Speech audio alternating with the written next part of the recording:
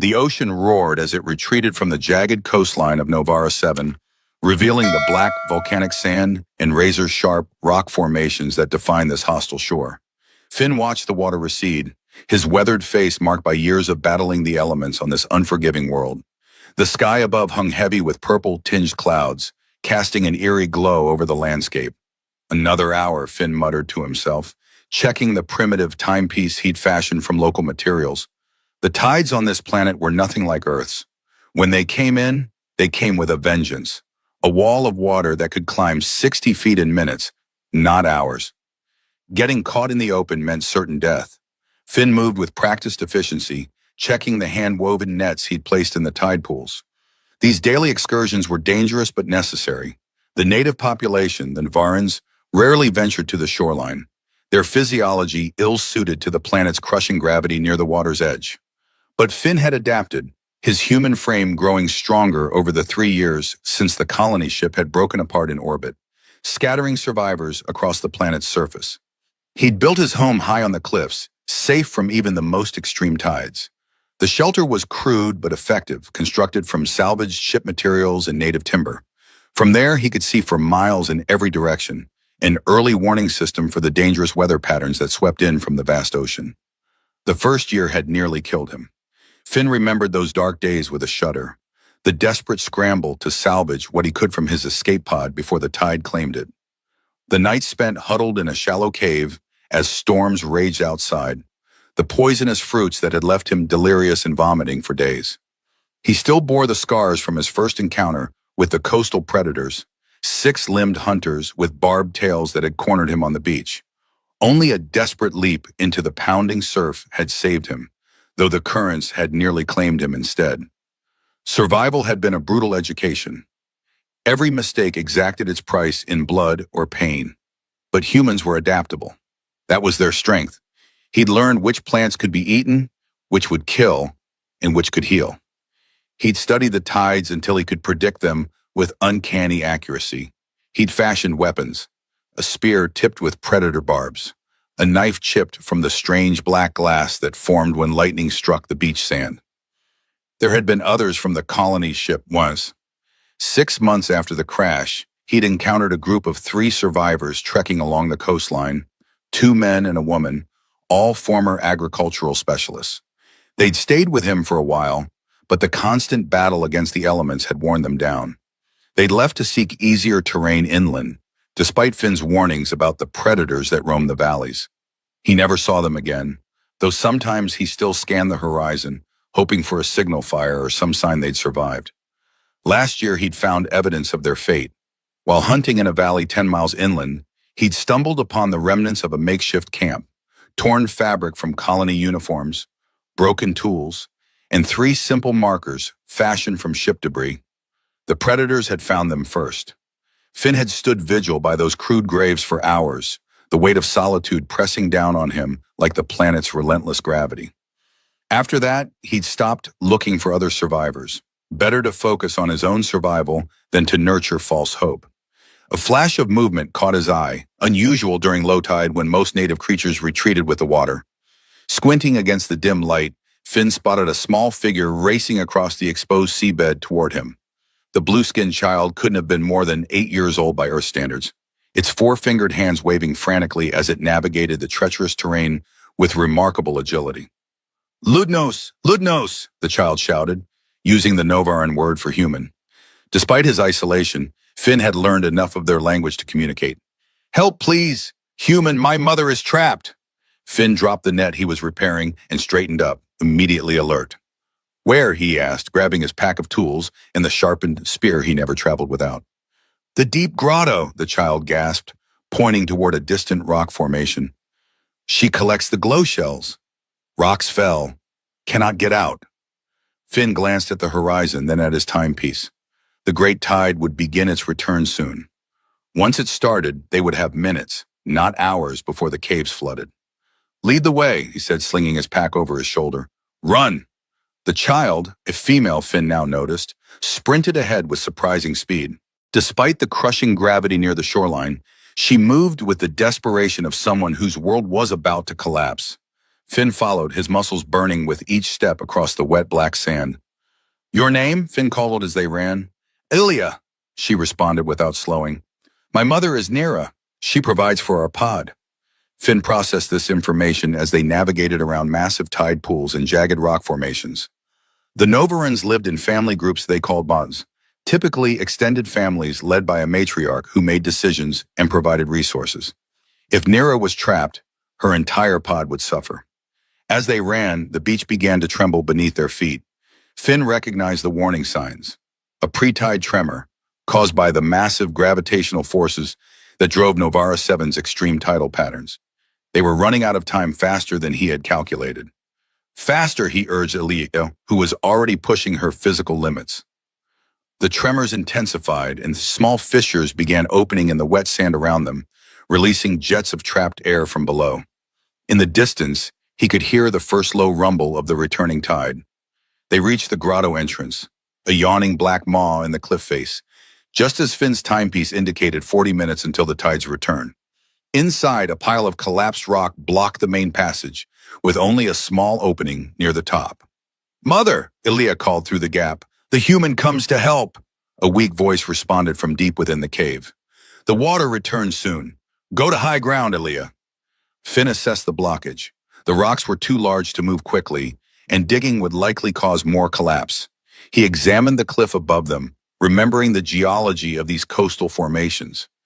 "These grottos usually have blowholes," he said, pointing up, "openings where water and air escape during high tide. If we can find it—" Ilya nodded frantically. "Yes, the breath of the sea, but it's up there." She pointed to the sheer cliff face that rose at least 30 feet above them. Finn uncoiled a length of rope from his pack, salvaged from the ship's rigging and reinforced with native fibers. "I'll climb. You stay here and keep talking to your mother." Without waiting for a response, Finn began scaling the slick rock face. Years of shipbuilding had made his hands strong, and survival on Novara 7 had honed his body to peak condition. Still, the wet, algae-covered stone provided treacherous handholds, and twice he nearly fell. The alien gravity that was crushing near the water's edge lessened slightly with elevation, giving him some advantage as he climbed higher. Halfway up, disaster struck. The outcropping Finn had used for support crumbled beneath his weight. He plummeted 10 feet before his reflexes kicked in, allowing him to grab a narrow ledge. Pain shot through his shoulder as the joint absorbed the shock of his full body weight. Blood oozed from his lacerated palms, making the climb even more treacherous. Below, Ilya cried out in alarm. "I'm fine," Finn called down, though he was far from it.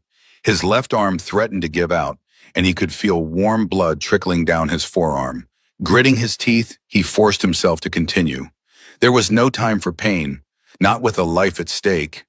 The rock face vibrated with increasing intensity, another warning sign. The tide was approaching faster than normal. Something about the planetary alignment today was accelerating the tidal forces. It wasn't just Nira's life at stake now, but all three of them if they didn't move quickly. "Can you still hear your mother?" Finn called down. "Yes, she says water already coming in at her feet." Finn's heart raced. The tide was beginning earlier than expected. They had less time than he thought. 20 feet up, he found what he was looking for, a narrow vertical shaft descending into the rock. During high tide, water would compress air in the cave system, forcing it out through this natural chimney. Now it might serve as their only chance for rescue. "I found it," he shouted down to Ilya. "I'm going to lower a rope. Tell your mother to tie it around herself." Finn secured his position and dropped the rope down the blowhole, praying it was long enough to reach the trapped Novaran. For tense moments, he felt nothing. Then 3 sharp tugs signaled that Nira had the rope. "She has it," Ilya confirmed from below. Finn braced himself against the rock face, wrapping the rope around his waist and shoulders in the sailor's harnesses he'd used countless times on Earth's ocean vessels. The tide would be rushing in now, filling the lower chambers of the grotto with crushing force. "Pull, Ilya," Finn instructed. "Help me pull." Together they strained against the rope. Finn could feel the weight at the other end, heavier than he expected. The Novarans appeared slender, but their dense muscle structure made them surprisingly heavy in Earth-relative terms. Suddenly, a spray of seawater erupted from the blowhole, the first surge of the incoming tide compressing the air in the cave system. Time was running out. Pull! Finn roared, muscles screaming as he leaned back against his precarious perch. Inch by inch, the rope moved upward. First a blue hand appeared, grasping the edge of the blowhole, then a head. The female Novaron was larger than Finn had anticipated, her skin a deeper blue than her daughter's, marked with the elaborate ridge patterns that denoted age and status among their species. With a final heave, Finn pulled Nera free of the blowhole just as another, stronger spray of water erupted behind her. She collapsed onto the narrow ledge beside him, gasping for breath, her gill-like respiratory slits fluttering rapidly at her neck. "Thank you, human," she managed between labored breaths. "The shells, I dropped them." "Forget the shells," Finn said, already securing a new rope anchor for their descent. "We need to get higher before the main tide reaches us." Below, Aaliyah was jumping and calling out in relief, but her celebration was short-lived. A distant roar echoed across the water, the sound of the approaching tide wall. During extreme low tides like today, the returning water didn't simply rise gradually, but came as a massive surge, a wall of water that could reach heights of 20 feet in its initial rush. "Aaliyah, run for the high path!" Nera shouted down to her daughter, suddenly alert to the new danger. The child immediately turned and sprinted toward a narrow trail that wound up the cliffside, designed by the Novarons for quick escape during tide emergencies. Finn helped Nera to her feet, noting the deep cut on her leg that oozed greenish blood. "Can you climb down?" he asked, pointing to the route he'd used to ascend. Nera shook her head. "Not quickly enough." She pointed to another path that circumvented the worst of the cliff face. "This way leads to the high ground." Together they scrambled across the rock face as the roar of the approaching water grew louder. Finn glanced back to see a dark line on the horizon. The tide wall was visible now, racing toward the shore with frightening speed. They reached the high path just as the rock beneath their feet began to tremble. The first wave had struck the base of the cliff. Chunks of stone broke free, tumbling into the churning water below. A crack appeared in the path ahead, widening even as they watched. "Jump!" Finn shouted, grabbing Nera's arm. They leaped across the growing fissure just as a section of path behind them collapsed. Nera landed awkwardly, her injured leg buckling beneath her. Finn caught her before she could fall, half carrying her as they continued their desperate climb. They reached Aaliyah moments later. The child had found shelter in a small alcove, protected from the wind that had begun to howl around them as the tide's approach disturbed the atmosphere.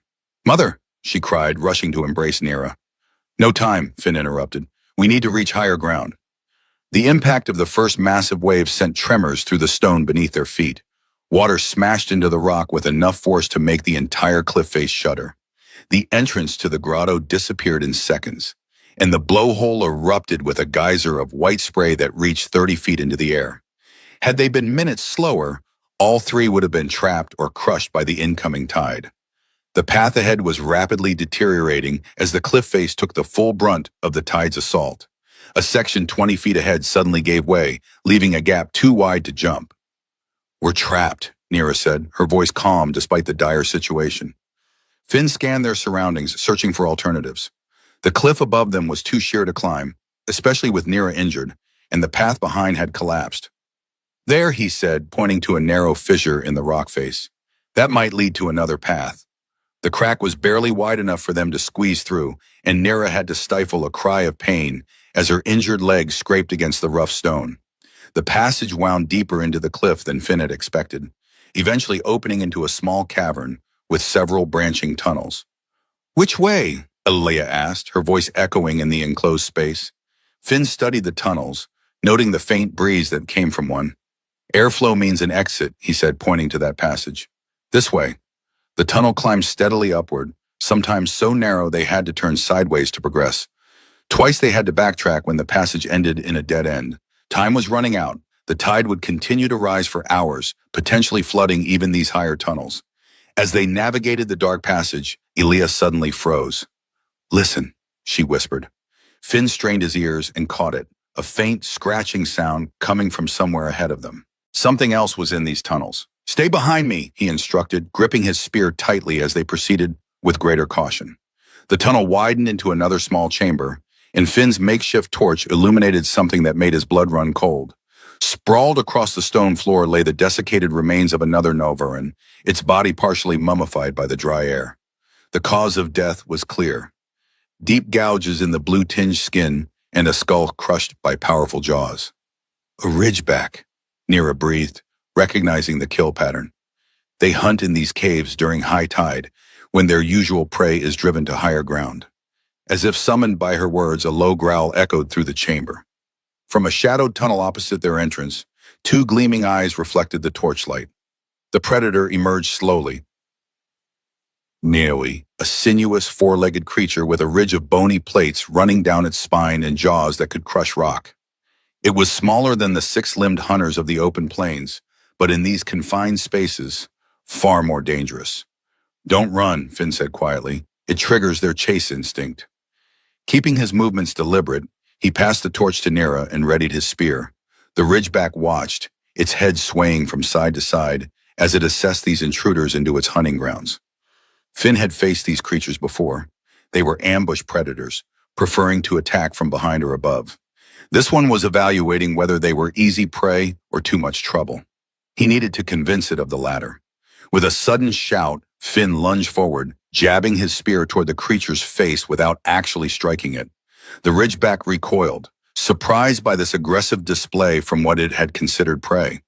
Finn continued the bluff, shouting and making himself appear larger while keeping the spear between them.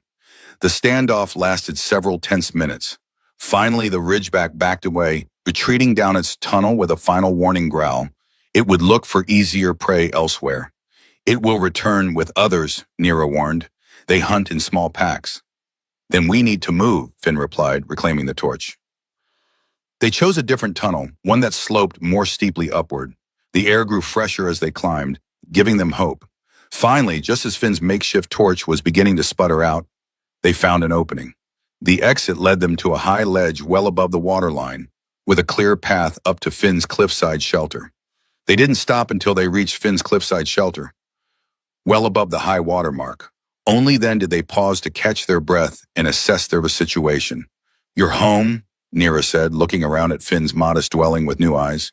"It is well positioned." "Necessity," Finn replied simply, retrieving his medical supplies, a mixture of salvaged colony materials and native remedies he'd discovered through trial and error. "Let me see your leg." As he cleaned and bandaged the wound, Finn learned more about his unexpected guests. Nira was not just a provider for her pod, but their leader, one of the most respected elders in the coastal Novaran community. The shells she had been harvesting contained a substance that, when processed correctly, could treat a respiratory illness affecting several pod members. "Our healer can create more medicine," Nira assured him, when Finn expressed concern about the lost shells. "But without you, our pod would have lost much more today." She placed a four-fingered hand on his arm, a significant gesture from a species that typically avoided physical contact with outsiders. "We owe you a life debt, Finn of Earth." The storm that rolled in that evening made it impossible for Nira and Alea to return to their pod. Wind howled around Finn's shelter, driving rain against the reinforced walls with relentless fury. Lightning split the sky, followed by thunder that shook the very foundation of the cliff.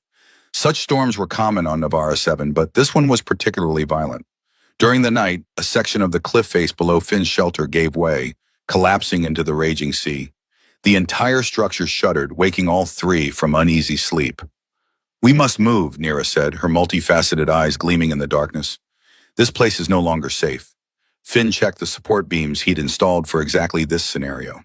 Two had cracked under the strain, leaving the shelter partially compromised. If more of the cliff collapsed, they would go with it. "There's a cave system further inland," he said, gathering his emergency supplies, food, water, weapons, and tools packed for quick evacuation. "We can shelter there until the storm passes." Navigating the cliff paths in near total darkness, buffeted by wind and rain, tested even Finn's knowledge of the terrain. Twice they were forced to backtrack when fallen debris blocked their route.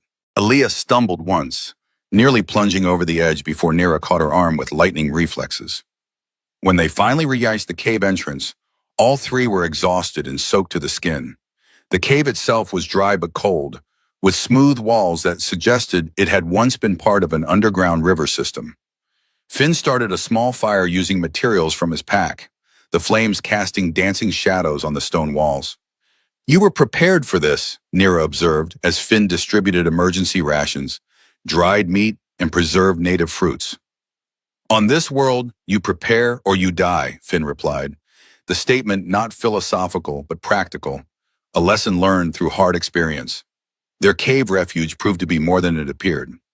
On the second dome, while exploring deeper passages for additional firewood, Finn discovered strange markings etched into the stone, geometric patterns and symbols that didn't match any Novaran writing he'd seen. These are not made by my people, Nira confirmed when he showed her. The patterns are wrong. Could there be another intelligent species on this planet? Finn asked. Nira shook her head slowly. Not that we have encountered, but Novara 7 is vast, and much of it remains unexplored. The discovery added a new tension to their shelter. If something else intelligent had used these caves, it might return. Finn established a watch rotation, and they moved their camp closer to the entrance, ready to flee if necessary. On the third night, as the storm finally began to subside, they heard it, a low, rhythmic scratching from the deeper tunnels. Finn doused the fire immediately, plunging them into darkness. In the dim light filtering in from the cave mouth, he saw Nira pull Ilya close, her body positioned protectively between her daughter and the unknown sound. The scratching grew louder, accompanied now by a chittering noise that raised the hair on the back of Finn's neck. He gripped his spear, positioning himself between his companions and whatever approached.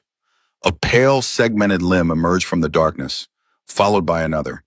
The creature that crawled into view was like nothing Finn had seen on this world, a massive arthropod-like being with multiple jointed legs and a hard exoskeleton. Its head bore compound eyes that glowed faintly in the darkness and clicking mandibles that seemed designed for cutting stone. The creature paused, its antennae waving in their direction. Finn held his breath, knowing that a single spear would be little defense against such a creature. Beside him, Nira remained perfectly still, her hand covering Aaliyah's mouth to prevent any sound.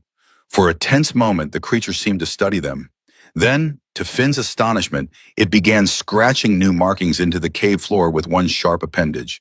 When finished, it retreated back into the tunnel without aggression, its many legs making that same rhythmic scratching sound as it disappeared. Only when the sound had faded completely did they dare move. Finn cautiously approached the fresh markings, using a small emergency light from his pack to examine them. It's a map, he realized, tracing the lines with his finger. It shows the cave system and a way out. Why would it help us? Nira asked, still keeping Elia close. Maybe it just wants us gone from its territory, Finn suggested, without a fight. They spent an uneasy night watching the tunnel entrance, but the creature didn't return. In the morning, they followed the indicated path and found, as promised, an exit that led them to a sheltered valley well away from the storm-battered coastline. Emerging from the cave system, they encountered a landscape that neither had explored before, a hidden valley sheltered by high cliffs on all sides. Unlike the harsh coastal region or the open plains where the Novaran pod made their home, this valley was lush with vegetation. Crystal-clear pools fed by underground springs dotted the area, and strange, luminescent plants grew in abundance. This place, Nira breathed, her multifaceted eyes wide with wonder. It's protected from the worst of the planet's weather patterns. Finn nodded, surveying the valley with a shipbuilder's eye. The cliffs block the wind, the water is fresh, and look, he pointed to several cave openings visible in the cliff walls. Natural shelter. We should remember this place, Nira said. If ever the pod needs to relocate. They spent a day recovering in the valley, replenishing their supplies and allowing Nira's injured leg to rest. Elia explored the pools, discovering fish-like creatures with translucent bodies that darted among the underwater plants. Finn cataloged the edible vegetation, collecting samples to cultivate later.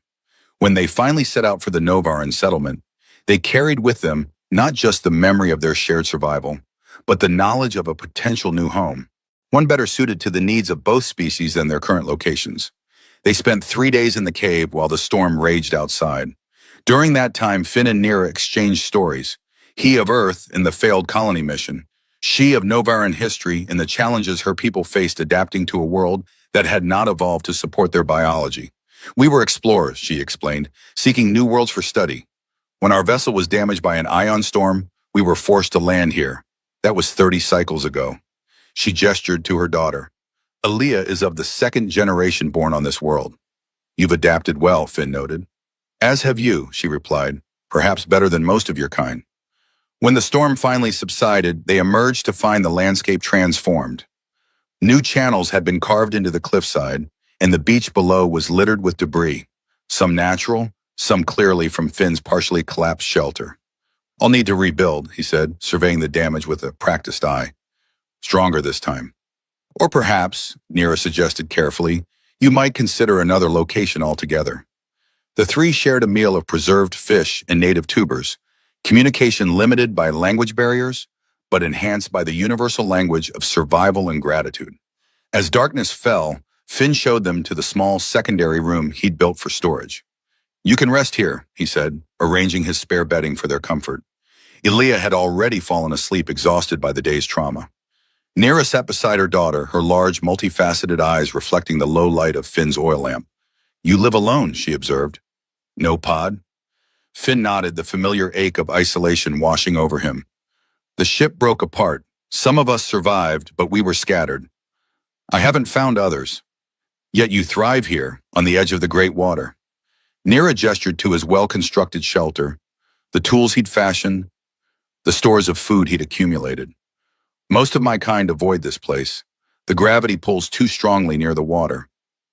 Humans adapt, Finn said simply. It's what we do. Perhaps, Nira replied, her voice taking on a formal quality. It is time for you to adapt with others, not alone.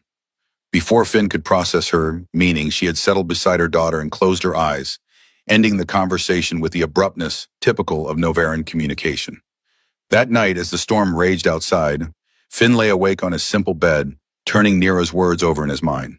For 3 years, he'd survived by keeping to himself, nursing the pain of loss, not just of Earth, which he'd never see again, but of the colony that had promised a new beginning. The crash had taken everything, including his wife Lyra, whose body he'd buried on a hillside overlooking the ocean. Could he really consider joining others now, becoming part of something again? The thought was both terrifying and oddly comforting, like a forgotten song suddenly remembered. When morning came, the storm had passed, leaving the landscape washed clean. Finn emerged from his shelter to find Nira standing at the edge of the cliff, gazing out over the now calm sea. The double sunrise of Novara 7 painted the water in shades of gold and crimson. My people will be searching for us, she said without turning. They will come from the eastern highlands once the paths are dry. Finn joined her at the cliff edge, keeping a respectful distance. I can guide you back if you prefer not to wait. Nira turned to face him, her expression unreadable to human eyes. That will not be necessary. They will come here. She paused, seeming to choose her next words carefully. Our healer has spoken of you, the solitary human who knows the ways of the great water. Some believed you were merely a story told to younglings. I keep to myself, Finn admitted. Yes, but today that changes. She gestured toward the horizon where several figures could be seen moving along the high coastal path, tall, blue-skinned forms making their way steadily toward Finn's position. My pod comes, and they will want to thank the one who saved their leader. By midday, Finn's normally quiet cliffside had transformed into a hub of activity. 20 Novarans, an entire pod, had arrived, bringing with them supplies, medicines, and an energy that his solitary existence had lacked for years. They treated Nira's wound with their advanced herbal remedies and presented Finn with gifts, handcrafted tools designed to work better with human anatomy than his improvised implements, preserved foods that would expand his limited diet, and most precious of all, a communication stone that would allow him to call for help if needed. These are too valuable, Finn protested as the gifts accumulated. Talon, the pod's master craftsman and Nira's brother, shook his head firmly. A life debt cannot be measured in objects human. These are mere tokens of what we owe. Not all the Novarans were as welcoming as Talon. Finn noticed one male, Corv, he heard others call him, watching from a distance, his posture rigid with what Finn recognized as suspicion. When Corv approached Nira, their conversation became heated, though conducted in tones too low for Finn to overhear. He saw Nira gesture emphatically toward her bandaged leg, then toward Finn. Corv's skin darkened to a deep indigo, a sign of strong emotion among Novarans, before he turned away abruptly. Forgive my second, Nira said later, when the others had begun their return journey, leaving behind supplies and promises of future visits. Corv lost his mate to outsiders in the southern territories. His distrust is born of grief, not malice. I understand grief, Finn replied, thinking of Lyra. And distrust. Nira's multifaceted eyes studied him with unexpected perception.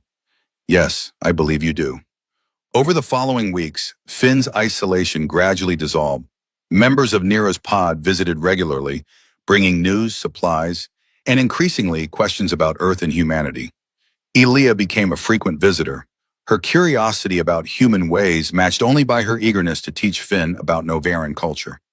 It was Elia who first convinced Finn to visit the pod's settlement, a collection of elegant structures built into the protected side of a mountain valley, far enough from the coast to avoid the crushing gravity, but close enough to access the resources of the sea through carefully timed expeditions.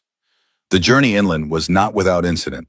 Halfway to the settlement, they encountered a hunting pack of six-legged predators, the same species that had nearly killed Finn during his first days on the planet. The creatures had cornered a juvenile Novaran Mifinaw who had wandered from the hunting party he was training with. Without hesitation, Finn charged forward, his spear raised. The lead predator turned to meet this new threat, jaws gaping to reveal multiple rows of serrated teeth.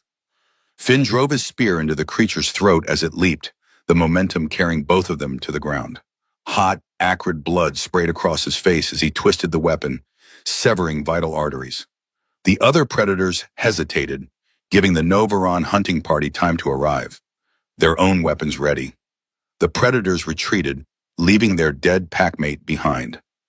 The young Novaran Finn had saved was Corv's son, Marak. The rescue did what no amount of gifts or words could have accomplished. It earned Finn the respect of even the most suspicious members of the pod. When they reached the settlement that evening, Corv himself stepped forward to welcome Finn, offering him the ceremonial drink that signified acceptance. Our home is your home now, Nera told him upon his arrival, using the formal phrasing of Novaran custom that signified acceptance into the community. The visit stretched from one day to several as Finn found himself drawn into pod life. He shared his knowledge of shipbuilding, helping the Novarans improve their river vessels that they used for inland transportation. In return, they taught him their methods of predicting the complex weather patterns of Novara 7, knowledge that would make his coastal existence significantly safer. As the seasons changed, bringing the violent storm period that the Novarans called the cleansing, Finn found himself spending more time with the pod than at his solitary cliffside home. His relationship with Nera evolved from cautious gratitude to mutual respect, and gradually to something deeper. Your kind and mine are not so different in the ways that matter, she told him one evening as they sat watching the twin moons rise over the valley. We both value survival, community, knowledge. And yet there are differences, Finn replied, acutely aware of her alien physiology. The blue skin that changed hue with emotion, the gill-like structures that supplemented her lung breathing, the striking ridge patterns that adorned her face and arms. Differences that complement rather than divide, Nera countered, reaching out to place her hand atop his, a gesture of intimacy among her people that was not offered lightly. Their growing closeness did not go unnoticed within the pod. While most accepted it with the pragmatic outlook characteristic of Novaran culture, some expressed concerns about the biological compatibility of their species. The pod's healer, Valen, was particularly vocal. Your physiologies are fundamentally different, he warned Nera during a council meeting that Finn was not meant to overhear. The gravity adaptations alone make any deeper union problematic. The heart adapts as readily as the body, Nera had responded, ending the discussion with the finality that was her right as pod leader. The true test of Finn's acceptance came during the season's worst storm. The cleansing lived up to its name, bringing winds strong enough to uproot the massive fern-like trees that surrounded the settlement, and rain that turned the gentle streams into raging torrents. The pod had prepared well, securing their dwellings and moving their food stores to higher ground. But they hadn't anticipated the flash flood that came roaring down from the mountains after 3 days of continuous rainfall. The water overwhelmed the settlement's drainage systems, threatening to wash away several dwellings. Finn was the first to spot the danger.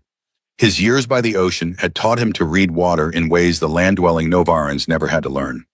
Cut channels here and here, he directed, pointing to locations where the floodwaters could be diverted away from the most vulnerable structures. And we need barriers, anything that can slow the flow. For hours they worked in the pounding rain, Finn alongside the strongest Novaran workers, digging channels and constructing makeshift dams from whatever materials were at hand. When one of the barriers began to fail, threatening to release a wall of water into the pod's main gathering hall, Finn waded into the chest-deep current to reinforce it, nearly getting swept away in the process. By morning, the worst had passed. The settlement had suffered damage, but nothing that couldn't be repaired. More importantly, no lives had been lost. As the Novarans gathered to assess the situation and begin repairs, Corv approached Finn. "You understand water as we never could," he said, an admission that clearly cost him some pride. "My son's life twice over, and now our home. The debt grows." "There is no debt between podmates," Finn replied, using the Novaran phrase he had heard others exchange after mutual aid. Corv's multifaceted eyes widened slightly at Finn's use of the term, then he nodded slowly. "No, there is not." Their relationship faced its first serious test during the Blue Moon hunting season, when massive herds of grazing creatures, similar to Earth's bison but with 6 legs and dense blue fur, migrated through the valleys near the pod settlement. The hunt was crucial for the pod's winter provisions, providing meat, hides, and bone for tools. Finn joined the hunting party, eager to contribute to the pod that had shown him such generosity. Armed with only a spear of his own making and a knife, he followed the Novaran hunters into the high plains where the herds gathered. The hunt began well. The Novaran strategy was sophisticated, herding smaller groups of animals into natural corrals, where they could be dispatched efficiently. Finn's role was to guard one of the perimeter positions, preventing breakaways from the main herd. He didn't see the predator until it was almost upon him.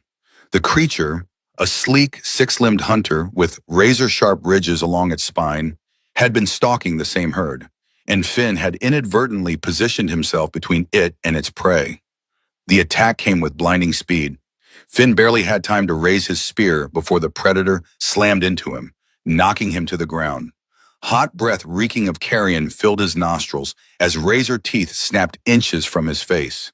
Only the shaft of his spear, braced against the ground and lodged in the creature's chest, kept those jaws from closing on his throat. In that moment, Finn was certain he would die. His strength was failing against the predator's superior weight and leverage. The spear was bending, close to breaking.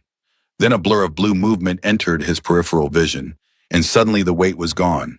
Nira had thrown herself at the creature, driving her ceremonial hunting blade deep into its neck. The predator thrashed, catching her with a powerful swipe of its clawed limb that sent her tumbling across the ground. Finn scrambled to his feet, retrieving his spear and driving it with all his strength into the wounded predator's eye. The creature convulsed once, then collapsed. "Nira!" Finn rushed to where she lay motionless, blood seeping from deep gashes across her torso. The wounds were serious. Even he could see that the predator's claws had torn through several of her respiratory slits. The other hunters converged quickly, their victory shouts turning to concerned calls as they saw their fallen leader. With practiced efficiency, they fashioned a stretcher and began the urgent journey back to the settlement, where Velen waited with his healing arts. For 3 days, Finn maintained a vigil outside the healing chamber, leaving only when forced to by other pod members concerned for his health. When finally allowed to see Nara, he was shocked by her weakened state. Her normally vibrant blue skin had faded to a pale cyan, and her breathing came in labored gasps. "You should not have risked yourself," Finn said, taking her hand gently. "Nor you," she replied, her voice barely audible. "But we both did. That is the way of those who care for each other." Valen, who had worked tirelessly to save Nira's life, watched their interaction with new understanding. "She will recover," he told Finn later, "though some of her respiratory capacity may be permanently diminished." "Because of me," Finn said, the weight of guilt heavy in his chest.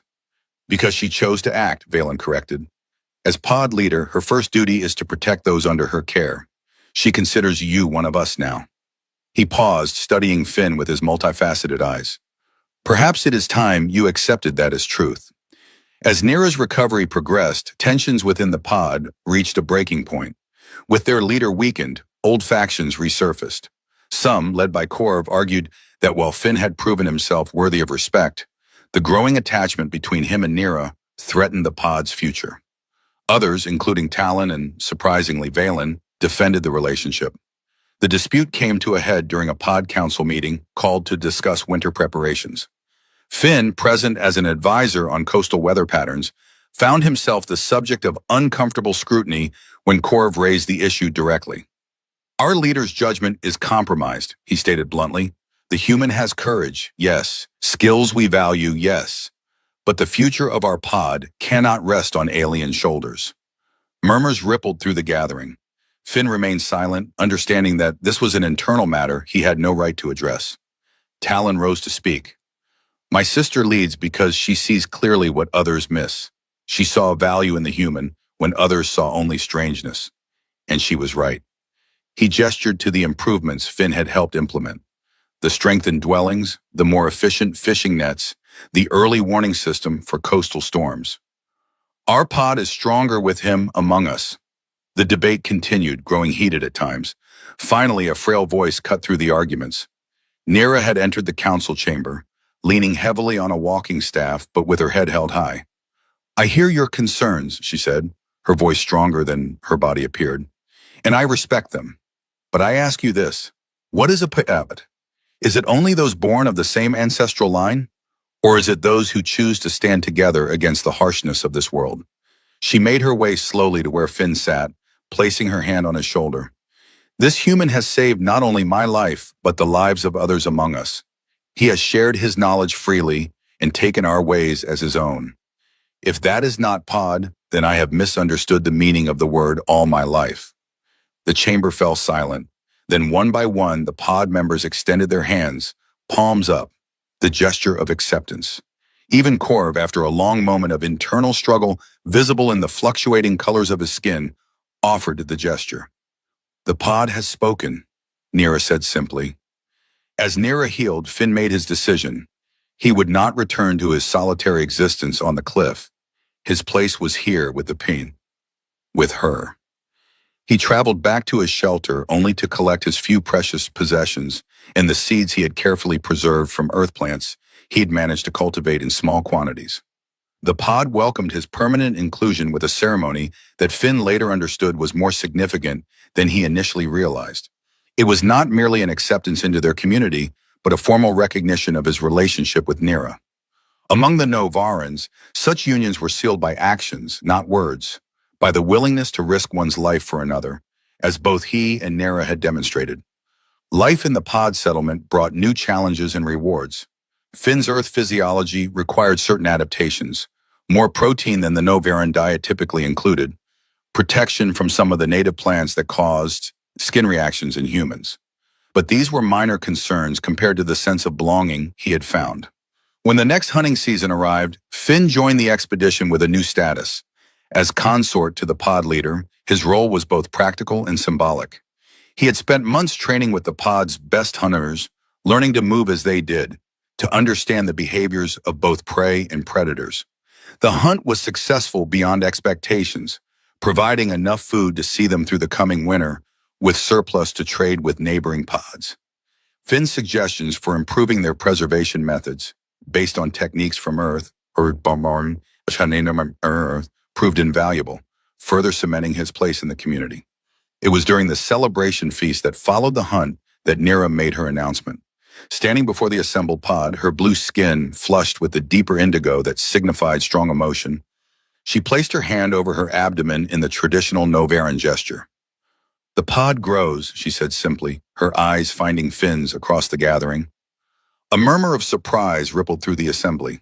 Cross-species fertility was thought impossible, the genetic differences too fundamental to overcome. Yet Valen, stepping forward with uncharacteristic emotion, breaking his healer's composure, confirmed what seemed miraculous. It is true, he announced. I have examined our leader. She carries new life, life that bears the genetic markers of both Novaran and human. The implications were staggering, not just for Finn and Nera, but for the future of both species on this world. If humans and Novarans could produce offspring, the long-term viability of both populations, separated from their homeworlds and limited in number, improved dramatically. The news spread quickly beyond their pod. Representatives from other Novaran communities traveled to witness this miracle for themselves, bringing gifts and inevitably concerns. Would the child favor one species over the other? Would it survive the challenging environment of Novara 7? What would this mean for the future balance between humans and Novarans? The pregnancy progressed unlike any Finn had witnessed on Earth. Novaran gestation lasted nearly 15 Earth months, during which Nera remained active and continued her leadership duties. Her body changed subtly, her abdominal ridges becoming more pronounced, her skin developing a pattern of lighter spots that Valen explained were typical of pregnant Novarans. The seventh month brought a crisis. Nera collapsed during a routine gathering expedition, her breathing labored and her skin fading to a dangerous pale blue. Valen diagnosed a conflict between the developing fetus's human respiratory needs and Nera's Novaran systems. The child requires more oxygen than our females typically provide, he explained to a distraught Finn. Nera's body is struggling to adapt. For days, Nera hovered between life and death while Valen and two healers from neighboring pods worked desperately to find a solution. They finally developed a breathing treatment using a mixture of earth plant extracts Finn had cultivated and native algae that increase oxygen absorption. The treatment worked, but Nera remained weakened. For the remainder of the pregnancy, she was forced to reduce her activities, a difficult adjustment for someone accustomed to leading from the front. Finn took on many of her duties, guided by Talon and, surprisingly, Corv, whose initial suspicion had gradually transformed into grudging respect. She chose well, Corv admitted one evening as they reviewed hunting plans. You think differently than we do. See problems from angles we miss. The pod is stronger for it. Finn threw himself into preparations, expanding their living quarters within the pod settlement, crafting furniture suitable for a hybrid child whose exact needs they could only guess at. The entire pod became involved, turning the impending birth into a community endeavor that bridged any remaining cultural gaps. What will our child be like? Finn asked one evening as they sat watching the sunset, his hand resting gently on Nera's swollen abdomen where he could occasionally feel movement. Unique, she replied. A new beginning. Neither fully human nor fully Novaran, but something more. The first true child of this world. The birth, when it finally came, was both terrifying and miraculous. Novaran births were typically quick by human standards, but Nera's labor lasted 3 full days.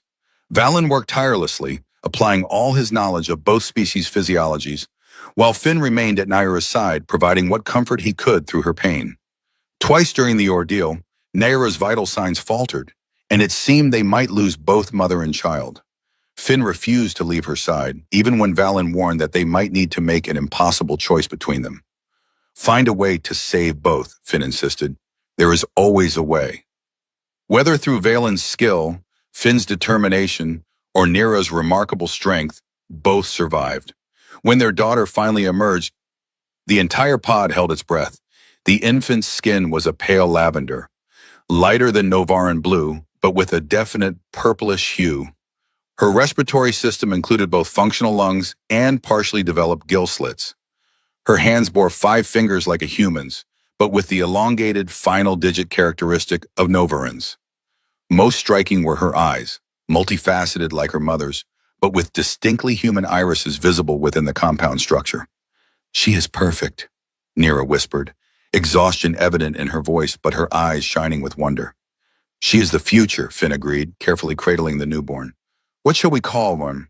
They named her Nova, a word that in Earth languages meant new, and that to Novaran ears sounded like their word for hope. She was both a new hope for 2 species finding their way on a world that had not been designed for either of them. As Nova grew, she displayed traits of both her heritages. She developed faster than Novaran children, but slower than human ones. Her strength in Novara 7's gravity exceeded what would be expected of a human child her age, but she lacked the extreme gravity adaptation of pure Novarans. Most remarkably, her mind seemed to bridge the cognitive patterns of both species. She thought both in the linear fashion of humans and the associative networks typical of Novarans. When Nova was 3, she demonstrated abilities that neither species possessed individually. During a gathering expedition near the coast, she wandered away from the group, drawn to the tide pools that Finn had once frequented. A sudden mini-tide, common during certain lunar alignments, cut off her return path, trapping her on a rocky outcropping as water rose around her. Finn spotted her first, his heart stopping at the sight of his daughter surrounded by rising water. Before he could reach her, Nova did something extraordinary. She slipped into the water and moved through it with ease, her partially developed gill slits allowing her to breathe underwater for short periods, while her human lung capacity gave her the endurance her fully Novaran cousins lacked. She emerged from the water laughing, unaware of the panic she'd caused or the significance of what she'd done. Valen documented the incident meticulously, theorizing that the hybrid physiology might offer adaptations superior to either parent species in certain environments. The pod's first hybrid child became a symbol far beyond their small community. Other human survivors, hearing of the miraculous birth, sought contact with Novaran pods. Trade networks expanded, knowledge was shared, and gradually a new society began to emerge. Neither human nor Novaran, but a blend of both, uniquely adapted to the challenges of their shared world. She will lead someday, Nira predicted, as they watched 4-year-old Nova mediating a complex play dispute among children of both species. The pod having found and welcomed the few other human survivors in the years since Finn's integration. She'll have choices we never had, Finn replied, to be Novaran, to be human, or to be something new entirely. On Nova's 5th birthday, by Earth reckoning, Finn took her to visit his original shelter on the cliffside. The structure had been maintained as an outpost for fishing expeditions, but was now seldom used. Standing at the edge of the cliff, looking out over the vast ocean where he had once been so alone, Finn felt the full weight of how far he had come. "This is where you saved Mother," Nova said, her understanding of the story having grown more sophisticated with each retelling. "This is where we saved each other," Finn corrected gently. Nova considered this with the thoughtful expression that always reminded Finn so strongly of Nira. "The Great Water still looks dangerous," she observed. "It is," Finn agreed, "but we've learned to live with it, to respect it without fearing it. Like how the humans and Novarans learned to live together." Finn smiled, once again struck by his daughter's perception. Exactly like that. As they made their way back to the pod settlement, to home, Finn reflected on the strange path that had led him here. A shipwreck, years of solitude, a desperate rescue, and finally a family and community he could never have imagined. The evening meal awaited them, the entire pod gathering as they did each night, human and Novaran alike sharing food, stories, and the comfortable silence of those who no longer need to explain themselves to each other. Nira met them at the entrance to the Great Hall, her blue hand extended to take Finn's brown one, in the gesture that had become so natural over the years. "Welcome home," she said simply. Finn squeezed her hand gently, watching as Nova ran ahead to join the other children. Some blue, some brown, a few the lavender shade that represented the future they were building together. "Home," he agreed, "not just a shelter against the tide, but a place of belonging, a new world."